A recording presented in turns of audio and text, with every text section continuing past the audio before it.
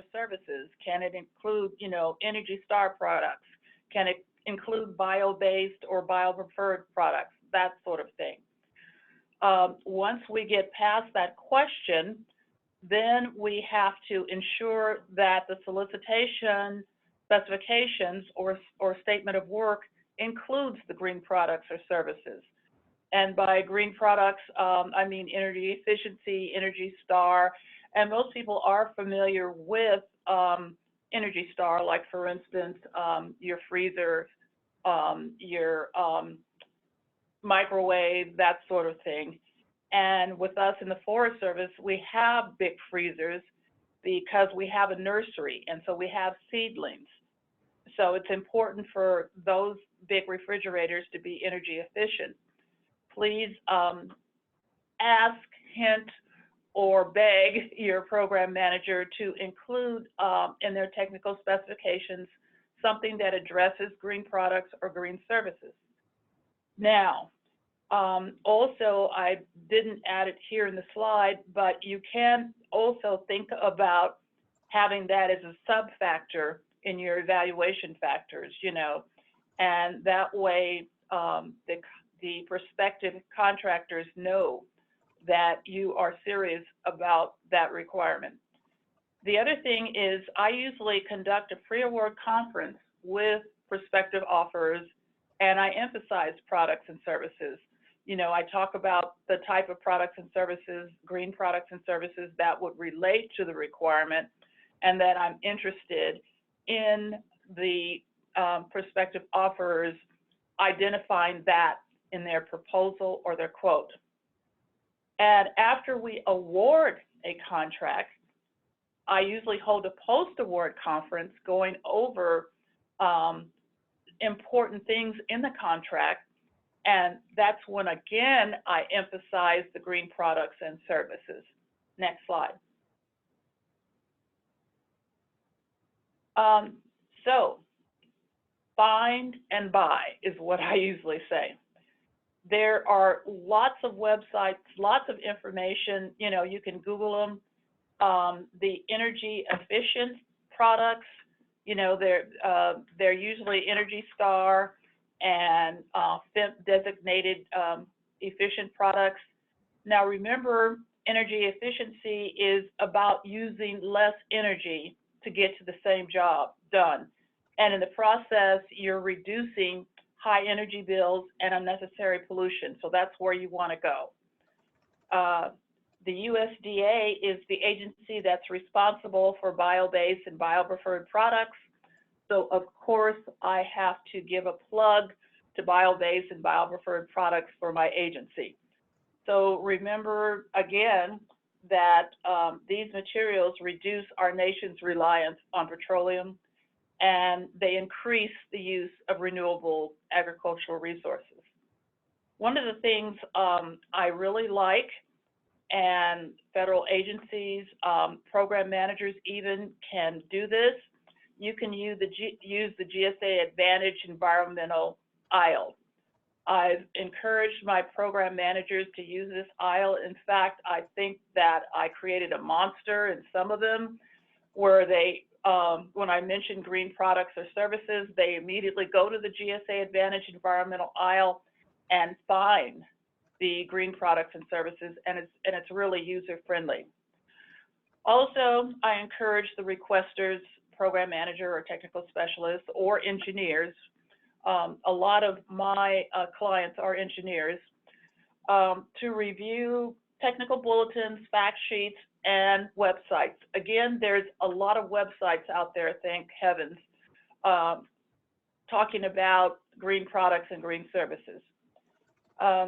Then also, so I make sure that our program manager or technical specialist has religion. I encourage them to attend webinars and conferences, webinars like this one, and conferences such as Energy Exchange, because that way, they'll get the background, they'll understand, and then they'll come over to my religion, green products and services. Thank you. Great. Thank you so much. That was some really good insights, and I really liked what you said about including the energy efficiency requirements in the specs section, and actually aligns with what we talked about in the first webinar.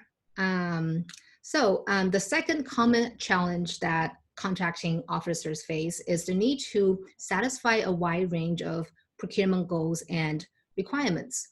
Therefore, contracting officers can confront difficulty or confusion in how to meet them all.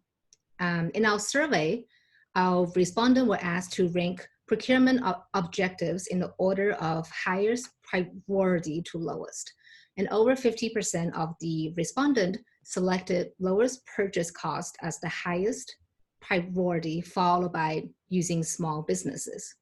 While cost effectiveness is a really important factor, there are ways to prioritize energy efficiency requirements when writing your contract. And now I will invite Dr. Renee Rendon to talk about things that he has gone through in that regard. Thank you, Leon.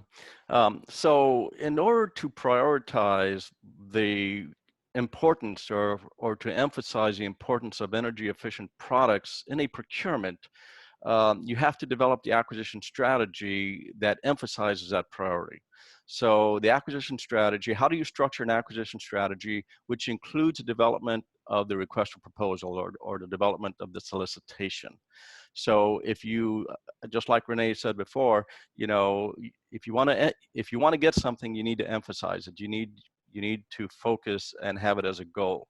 So if in fact energy efficiency or the procurement of energy efficiency is a high priority, then you should develop an acquisition strategy that reflects that. Now, the acquisition strategy is developed by the procurement team, and the procurement team consists of multiple functional areas that relate to the procurement. The two important procurement team members are the program manager and the contracting officer. The program manager represents the requirement or the requester. So the program manager is a technical expert on the item that's being procured. The contracting officer is not a technical expert on the item that's being procured. The contracting officer is a technical expert or is an expert on the procurement policies and statutes and laws and regulations that must be used and complied with in performing the procurement. So as in any acquisition strategy, you must have close, continuous collaboration between the program manager and the contracting officer. The program manager knows the requirement that's being procured. The contracting knows how to go about doing it in accordance with policies and statutes. So let's take an example.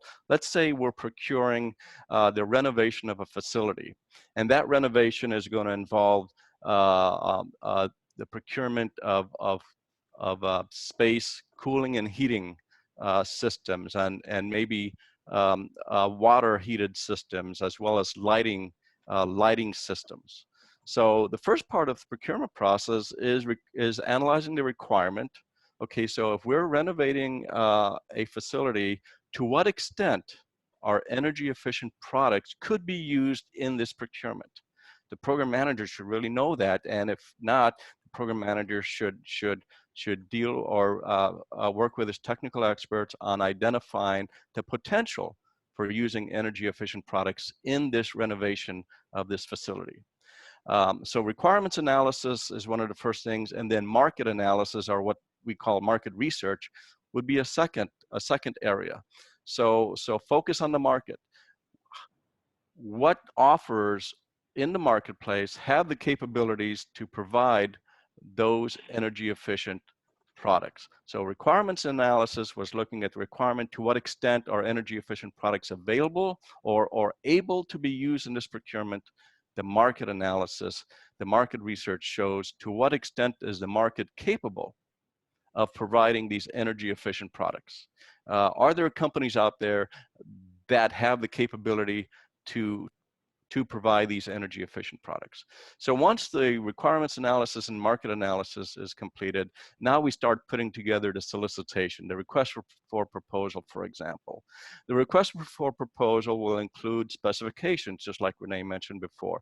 Will the specification include the requirement for energy efficient products, for green products?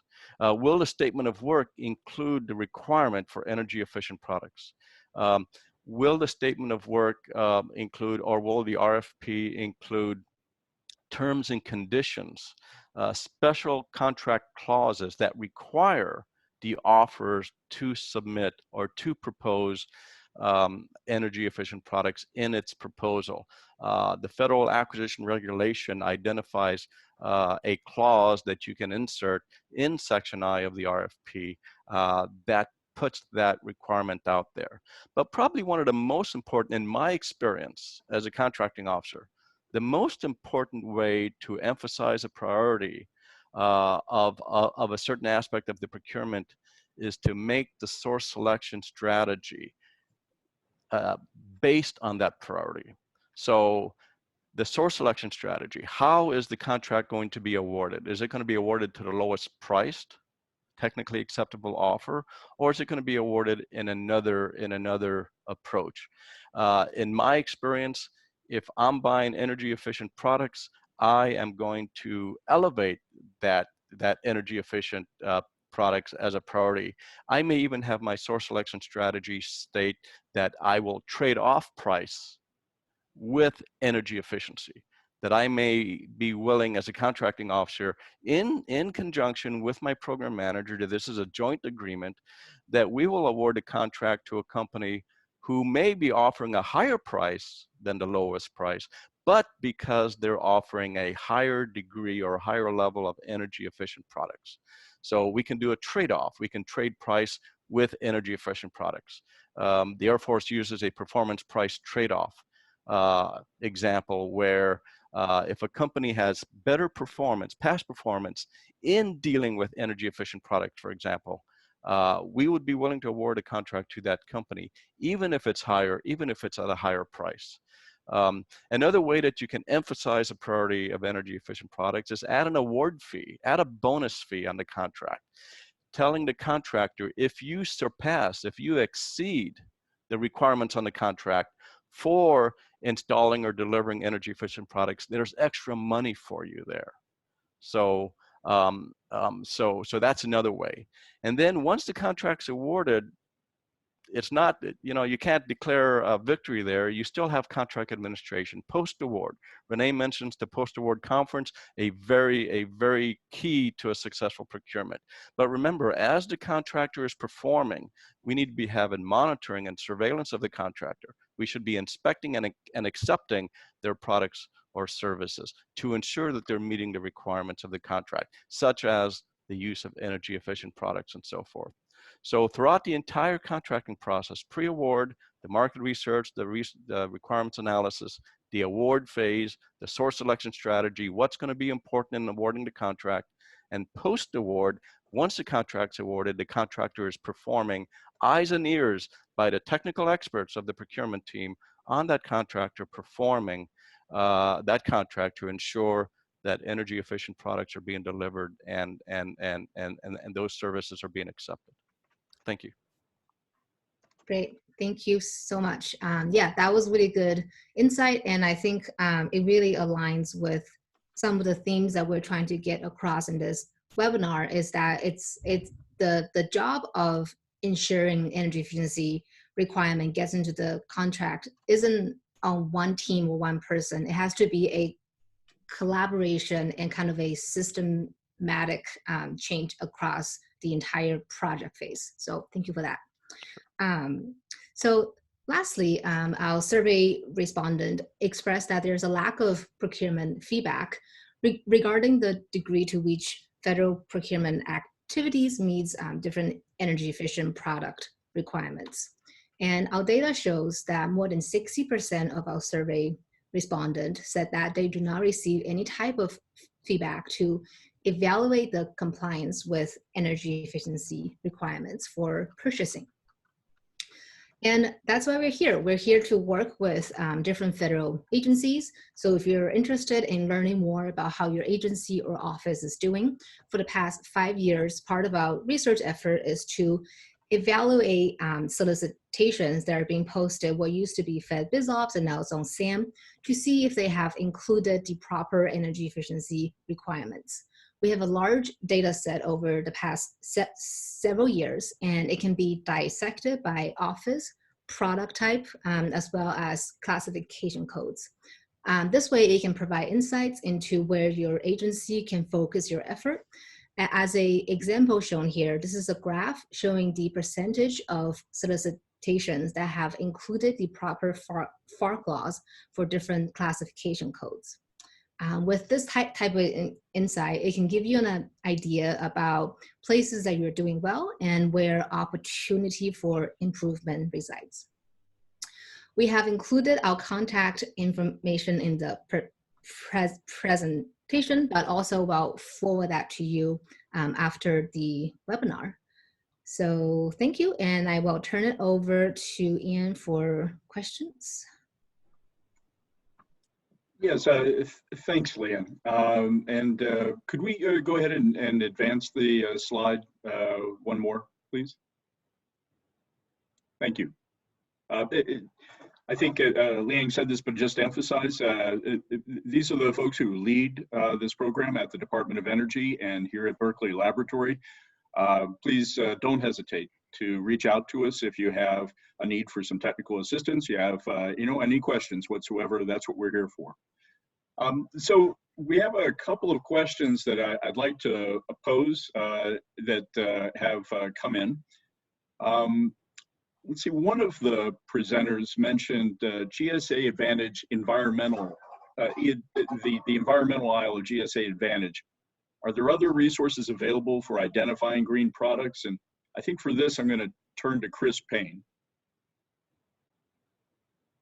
Hi, and thanks for that question. I did appreciate Renee's shout out to GSA Advantage and the environmental aisle.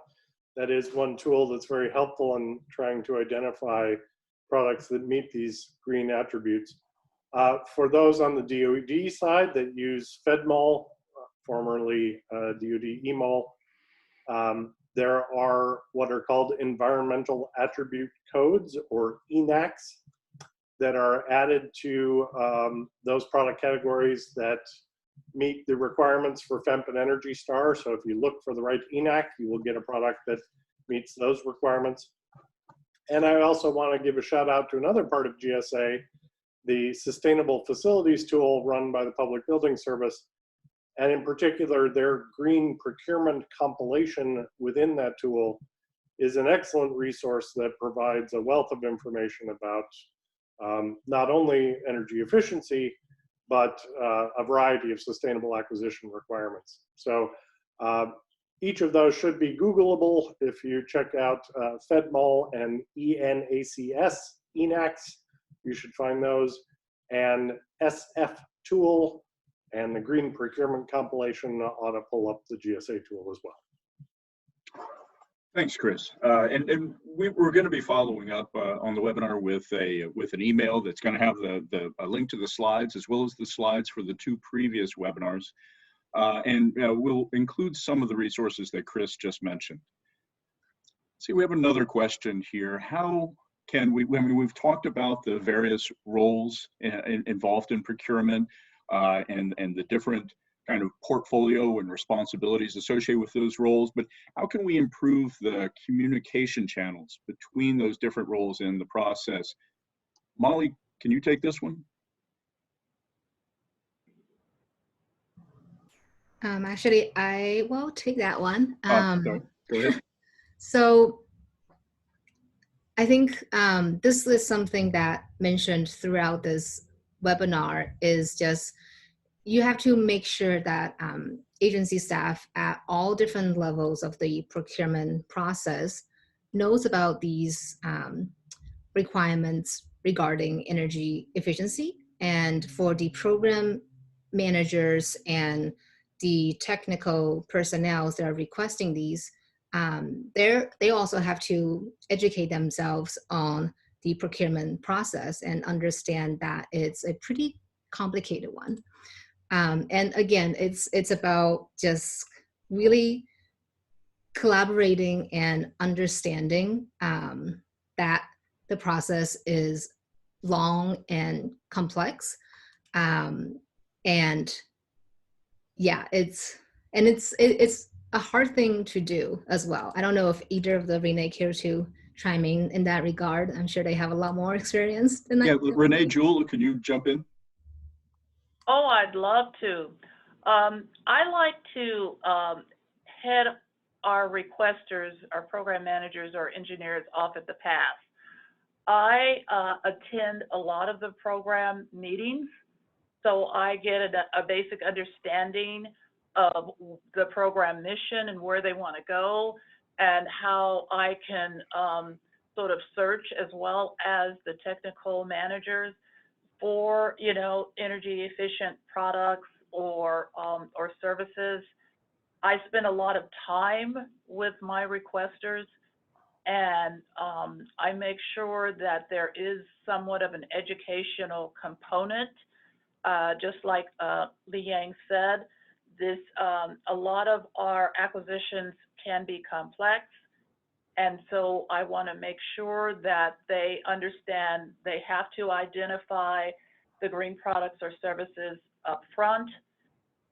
We have to decide whether we want to include them as an evaluation sub-factor, and how are we going to evaluate that. We also want to talk about, like Renee Rendon said, how are we going to get it over to our prospective offerers that these green products and services are something we want, we consider it a priority.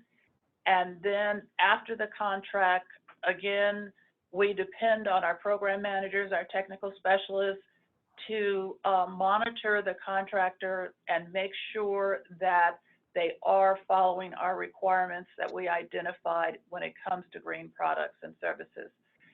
I tend to over-communicate when I'm dealing with other departments, and that's the only thing I can suggest to other contracting officers. They may get tired of hearing me say it 6, 10, 12 times, but I just think that over-communication is better than under-communication. So that's it for me.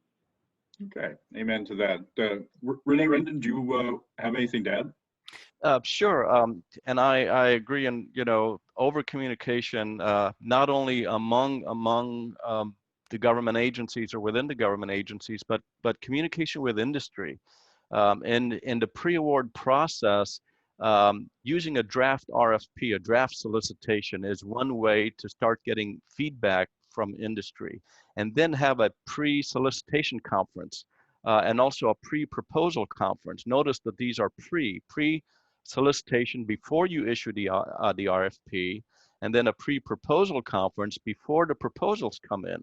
So you're communicating with industry. Industry is providing you feedback. Industry may be letting you know, hey, do you realize that there's these other energy efficient products that are available? And you know, so you know, the government is not necessarily experts in terms of green products and services, both on the PM side, the program manager side, and the contracting officer side. So it's good to get feedback from industry. And if we can get the more feedback we get from industry before we issue the official solicitation, like during a pre-solicitation conference or pre-proposal conference, then we can make our solicitation much more better, a lot better, clearer, accurate. And with better solicitations, you get better proposals. And with better proposals, you get better contracts. So I agree, collaboration, communication within the project team, PMs, program managers and contracting officers, but also with industry. That's great. Thank you very much. Let's see, we did have a question here from a member of the audience who was saying, well, we talked briefly about what was technically acceptable, and I think the audience member was seeking a little more elaboration, particularly with respect to whether it's based upon a simple payback period or the return on investment, and also trying to figure out how issues such as resiliency are taken into account. And Renee, Professor Rendon, I'd like to throw that one back at you, if I may. Again, it seems to fall under this category of how you bring multiple considerations into account. Okay, so when I reference lowest cost technically acceptable, that is a procurement, that's a source selection strategy in the regulation, in the FAR. And acceptable doesn't refer to the cost. I mean, it has to be a fair and reasonable price. Contracting officers are required to negotiate contracts at a fair and reasonable price, fair to both parties and reasonable for the amount and type of work that's being performed. Technical acceptability has to do with, is the requirement technically acceptable? Does it meet the specifications that were written in the statement of work, or does it meet the specs that were in the solicitation? So under a lowest price, technically acceptable source selection strategy, I receive the proposals, I evaluate the proposals to see which ones are technically acceptable in terms of, do they meet the specifications? Do they meet the statements of work requirements? And then I get those technical acceptable proposals, and in this type of source selection strategy, I look at the lowest cost. And the offer that provides the lowest cost that is technically acceptable would get the contract. Now, there's a lot of research, or there's a lot of bad publicity on lowest price technically acceptable contracts. It's referred to as the low bid. But remember, those low bids met the technical acceptability. So if you're going to use lowest price technically acceptable as a source selection strategy, you want to make sure that your standard for technical acceptability is high enough that it'll meet your requirement. Don't have a low standard for technical acceptability, because you're not going to have an offer, you're not going to have a contract that meets your requirement. The government sets the technical acceptability standard and then awards to the lowest price offer who provides or whose proposal meets that technical acceptability standard. So you can set the technical acceptability standard as high as you want, and then go with the lowest price that meets that standard. Okay, thank you very much. Let's see, we have another question here. So I think, Leanne, you touched upon one of the results of the survey was that sometimes there's a perception among frontline contracting procurement officers that there's not clear communication or clear indications of support for energy efficiency higher up in the organization, that top management is not necessarily indicated, and that they prioritize energy efficiency. And so the question is, how can we push energy efficiency to a higher level of prioritization? Leanne, you want to handle that first? All right, sure. Yeah, I'll try to take a stab at that. I think that's a pretty complicated question, but it's an important question to ask. I think from my perspective, there's really no quick solution to that. To increase the priority of energy efficiency, I think it's, you have to rely on kind of a culture shift and kind of a institutional change within different agencies. So based on our survey, we found that people are saying, the lack of buying is one of the barriers to energy efficiency. But again, I think the way to increase the priority of energy efficiency are better communication, as well as collaboration. And there's also room for improving existing procurement tools, and in a way that to make sure the FAR clause is included in the contract and that the technical requirements are easier to include. So as kind of a parallel example of this, I know GSA is developing a solicitation review tool, not for energy efficiency, but from talking to some of the developers, they're thinking about expanding to that. And I believe right now it's for 508 compliance. So what that does is it's automatically reviews all these solicitations that are posted. And if they found that they don't include the right requirements, then those contract or solicitations won't get posted. So that's one way that procurement tool can be used to improve the prioritization of energy efficiency. And you know, I would invite Chris and the two Renees to jump in here. This is Renee, Jewell. We have a sustainability team here, and on the team, we definitely have a representative from upper management so that they know the sustainability efforts that we are performing in the region, which is, I'm in Region 5, which covers California, Hawaii, and the Trust Territories, you know, and Guam, that sort of thing. Also, usually during the summer, it's not going to happen this summer, is we have interns, and we also encourage them to have green projects, sustainable projects, and also identify what they feel resiliency might be. So I think you kind of have to integrate it into the organization. If you want upper management to support it, you have to kind of trot it out to them, you know, in various forms, like our sustainability team, like our interns. Usually at the end of the summer, well, I was going to say drag, but it's not really. We encourage our interns to report to upper management what they do. And like I said, we usually encourage them to include a green or sustainability project. So there probably is various forums that you can use to get upper management's attention. And I encourage all the contracting officers to use that so that our upper management does understand what's going on in our organization in terms of green products, services, and sustainability. All right. Well, thank you. And Renee, Rendon, do you have any parting words on that? Sure. You know, I think one of the ways that organizations can elevate the priority of procuring green products and services, energy efficient products, would be to set a goal, set a metric. You know, we know that what gets measured gets done, and the FAR clauses and the FAR part, the FAR policy, you know, says that we should be using energy efficient products when available or when it's not cost.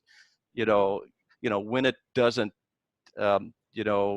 exceed costs or something. There's, you know, as long as it's within reasonable cost. So there's not a lot of teeth in the policies or in the clause, but you know, in the federal government, competition is big, and it's a high priority, and it should be, and that's why there's a competition goal. Small business participation in government contracts, it's big, it's a high priority. That's why there's a small business goal. So why isn't there a goal for the use of energy efficiency products? Is there a goal? I don't know of any. Does your agency have a goal for what percentage of contracts are awarded to companies, and what percentage of those contracts have a high level of energy efficient products? So maybe establishing a metric or a goal agency-wide, federal government-wide, similar to what we have for competition and small business. That could be one way of increasing the priority, the emphasis on procuring energy efficient products. Actually, well, as a matter of fact, there is an OMB scorecard for departments, like for instance, the Forest Service is under the USDA. So it is, the departments are graded by OMB. So there is a scorecard for that. Good. The information is taken from FPDS, the Federal, Procurement data system. Right. Right. And one of the hardest things I have with our contracting officers here is to accurately put the information in FPDS. You know, you've finished a contract award, you're rushing to put it in FPDS, and oftentimes they don't answer the green purchasing or you know, environment related questions because they just want to rush and hurry up and get the contract award into our procurement system. So again, I used to sort of hold quarterly conversations with our contracting officers about making sure that the information is accurate in our federal procurement data system. So yes, departments do have a scorecard. So we are judged in the sustainability area. Okay, thank you both. And I want to really show we really appreciate the two of you joining us for this webinar, and look forward to maybe doing something like this again. It's been a real joy. Thank you for sharing from your experience. And with that, I don't see any further questions from the audience right now, so I think we're going to go ahead and sign off, please. Again, we want to thank Jeff Murrell, here pictured at left, for supporting this work, and commend any of you who have questions to FEMP or to us. We're always standing by and happy to help you out. And with that, thanks again for attending. Thank you. Thanks for the opportunity. Thank you, and bye.